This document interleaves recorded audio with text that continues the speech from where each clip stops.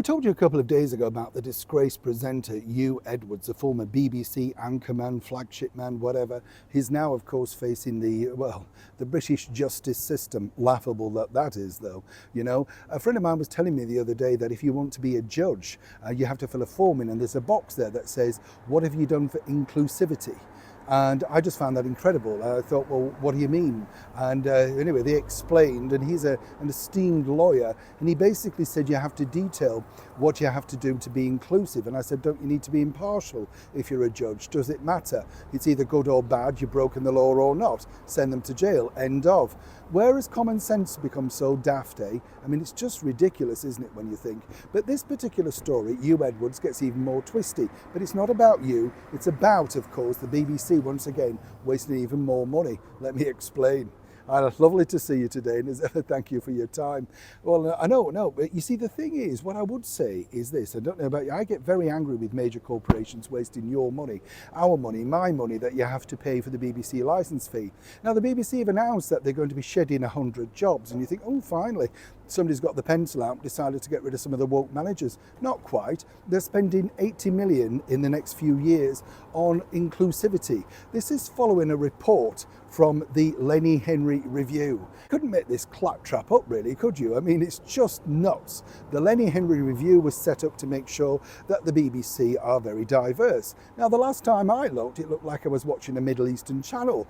Never see anybody like me on their channel anymore. No, no, no. Fair and square, no, no, no, we're not allowed. And I've often had meetings with the BBC who tell me openly they wouldn't employ me because I'm too middle-aged and too white.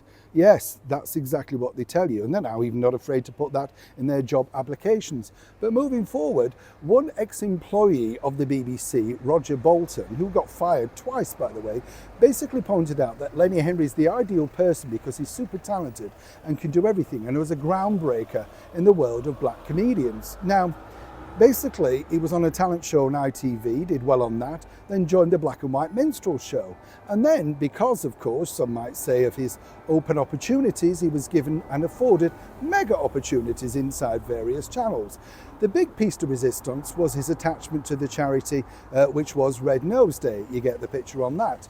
Moving forward, though, I think it's a really disingenuous thing to say that he was the only one. What about the wonderful comedian Charlie Williams, who was also on television throughout the 1970s doing a lot of good for that particular sector, and Norman Rossington, a wonderful actor, stroke entertainer, Kenny Lynch, Gary Wilmot. He's just wiped all these people away as if they didn't exist. Like Lenny Henry was the only black man doing anything for the world of entertainment. Absolutely preposterous. But this again is how the BBC are wasting your money. I couldn't say this enough. If you don't need it and you don't require it and you won't miss it, I would 100% say do away with paying for your licence fee. It's the only way to make these people realise the stupidity of the organisation that they're running. They're basically saying you either do it or we'll simply just, let go and we'll come and chase you and get the money or put you in prison.